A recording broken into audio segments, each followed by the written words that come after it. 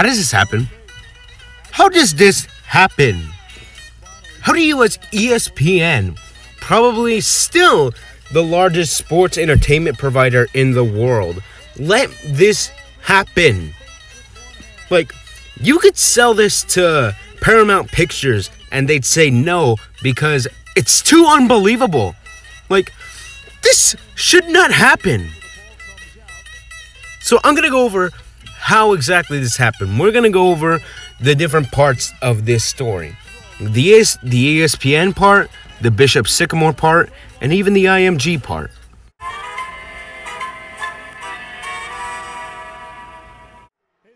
If I'm the president of ESPN, I am firing every single person that was involved with the scheduling of this game. Dude, you couldn't tell that this was a fake high school? You couldn't do any research on any of the players? You couldn't tell that those uniforms, they bought them at Academy Sports and Outdoors 2 days ago? Like, how do you let this happen? Like, any competent person would tell you, these don't look like high school players. This does not look like a high school school. Anytime I try to look up anything about Bishop Sycamore, nothing comes up.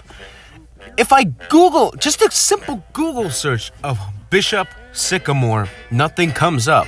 So the fact that ESPN let this happen is just bumbling.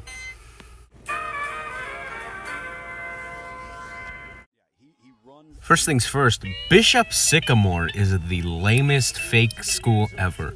That's the name you give to, like, a police officer to see, like, what school you go to. Sir, where do you go to school?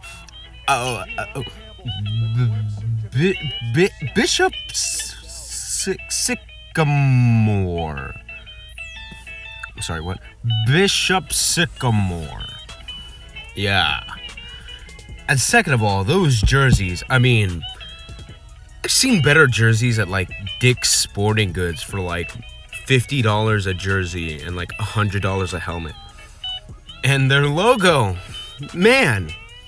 But no, that's just like filler. Let's talk about the decision to even do this. The mean machine from the longest yard is basically Bishop Sycamore. I mean, the stones that they had to have to dupe ESPN into airing them on TV. I mean, first of all, if this doesn't work out, they could be punished. And it worked out. Like, nothing happened to them. They got caught after the game, but they were still on ESPN. Like, these guys got their fame. They were on ESPN. They could tell their kids about how, like me and a bunch of buddies from jail, we fooled ESPN into airing us on TV. Like, how did this happen? And the best part about Bishop Sycamore, their coach, in the game, he had an active arrest warrant on him. What? And how could I forget to mention that, allegedly, this Bishop Sycamore team played 2 days before their game against IMG. So this team, they played 2 games in 3 days.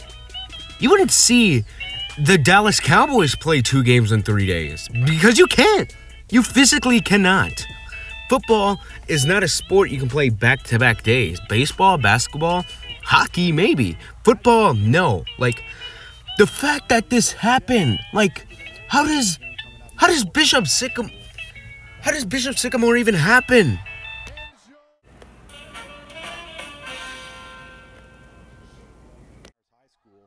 Obviously, there are 2 parts of the IMG side. The players and the parents, the families. Let's go over the family side of this. If I'm a parent of an IMG student, I might sue ESPN, because what if one of the Bishop Sycamore players intentionally tried to injure my student? What if they just went berserk and started a fight? I mean, they got what they wanted. They're on ESPN. What's just stopping them from saying, what do we have to lose? So yeah, I might be going to the fact that I might sue ESPN.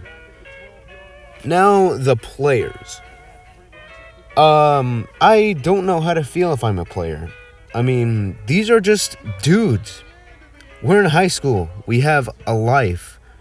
We have school. These dudes are JUCO dropouts. They already completed their school. These dudes are like bigger than us. And they are probably more dangerous. I mean, like I said, their coach has an arrest warrant. So what's stopping him having an arrest warrant? His mentality rubbing off on the players and them being like, what if I just laid out on this dude? What if I just bulldozed him? What if I just started a Ron Artest Malice at the Palace fight? What's stopping Bishop Sycamore from doing that? They got their thing. They're on ESPN, so what do they have to lose? That's how I'd feel if I was on the IMG player side and family side.